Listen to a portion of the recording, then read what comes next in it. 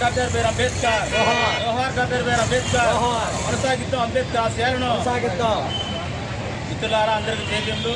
పల్నాడు జిల్లా ఆచరణ నియోజకవర్గంలోని అంబేద్కర్ పార్కు నందు ఆయనకి నివాళులర్పించడం జరిగింది.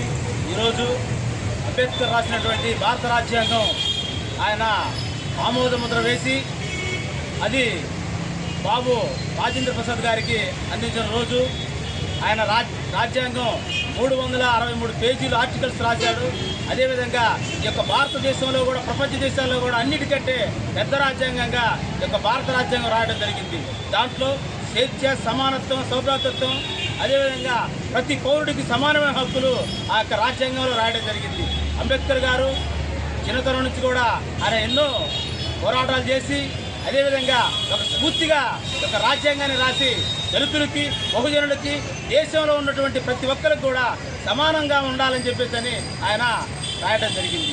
అదేవిధంగా మనం చూసినట్లయితే ఈరోజు భారత రాజ్యాంగం చెప్పినట్లుగా ప్రతి ఒక్క మానవుడు సమాజంలో జీవించాలంటే చదువు ద్వారానే ముందు జీవించాలి. చదువు ఉంటే విద్య ద్వారానే సమాజంలో ఉన్నతమైన విలువలు వస్తాయని చెప్పేసి చెప్పడం జరిగింది.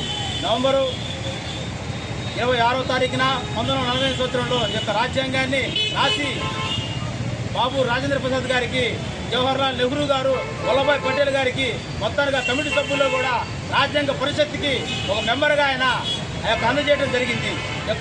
వినమించుకుంటూ జోహార్ డాక్టర్ బిఆర్ అంబేద్కర్, జోహార్ డాక్టర్ బిఆర్ అంబేద్కర్.